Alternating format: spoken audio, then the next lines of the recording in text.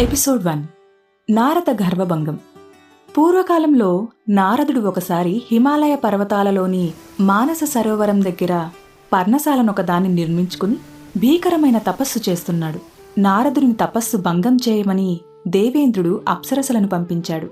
అప్సరసలు నారదుడిని సమీపించి వీణుల విందుగా గానం చేశారు. కన్నుల పండుగగా నాట్యం చేశారు. మహర్షి చలించలేదు. చివరి అస్త్రంగా అప్సరసలు అంగాంగ ప్రదర్శనం చేశారు.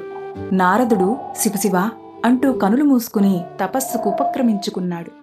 అప్సరసలు దేవేంద్రుని వద్దకు పోయి నారదుని తపస్సు భంగము చేయలేకపోయామని చెప్పి సిగ్గుతో తలవంచుకున్నారు.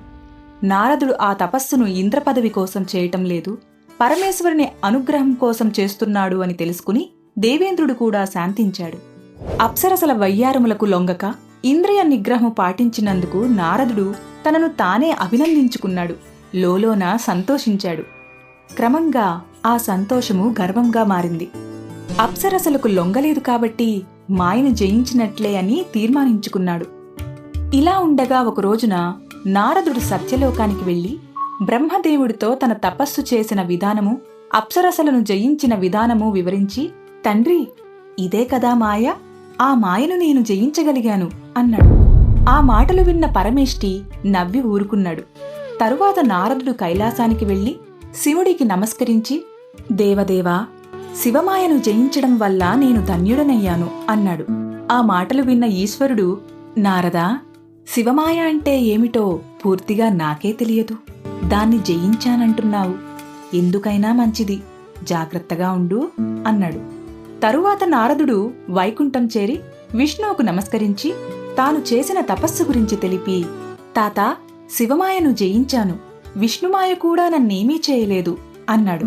ఆ మాటలు విన్న విష్ణుమూర్తి, నారదా, త్రిమూర్తులకు మించిన శక్తి ఇంకొకటి ఉన్నది. అదే పరమశక్తి, మహామాయ.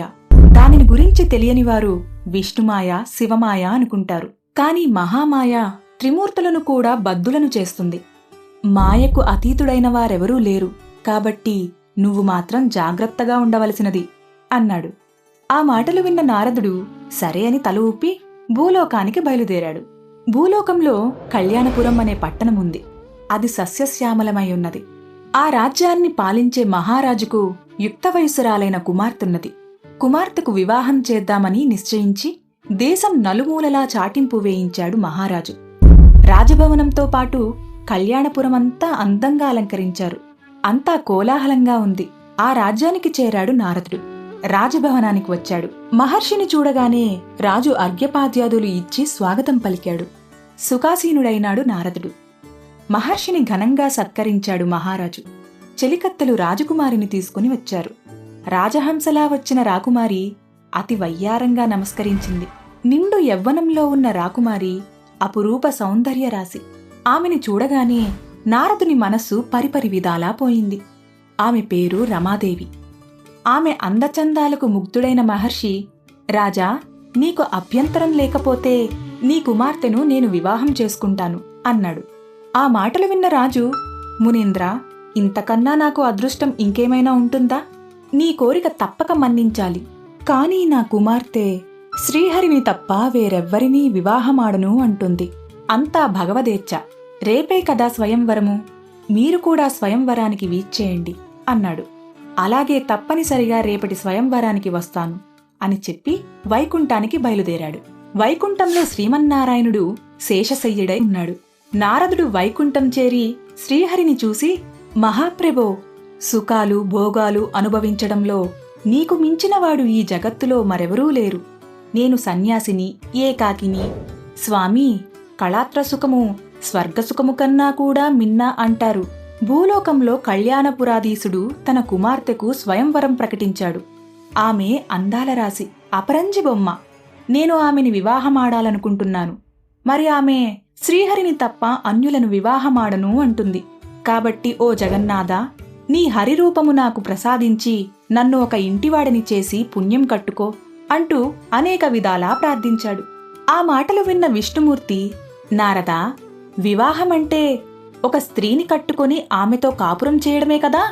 మాయలో పడ్డవాడికి ఆ మాయ నుండి బయటపడే మార్గముంది. కాని సంసారంలో పడ్డవాడికి దానిలో నుండి బయటపడే మార్గమే లేదు. సారము లేనిది సంసారము అని పండితులు చెప్తారు. సంసారివై మాయలో పడితే నిన్ను రక్షించేవారెవరు? ఒక్కసారి ఆలోచించు అన్నాడు. ఆ మాటలకు కోపించిన నారదుడు, తాతా, వివాహము చేసుకున్నంత మాత్రం చేతనే మాయలో పడిపోతానా? శివమాయ విష్ణుమాయలను జయించిన వాణ్ణి. ఇప్పటి వరకు నిన్ను ఏమీ అడగలేదు. ఈ ఒక్కటి అడుగుతున్నాను, నీ హరిరూపాన్ని నాకు ప్రసాదించు అన్నాడు. తదాస్తు అన్నాడు విష్ణుమూర్తి. ఎపిసోడ్ 2లో మిగతా కథను తెలుసుకుందాం. ఓం నమః శివాయ.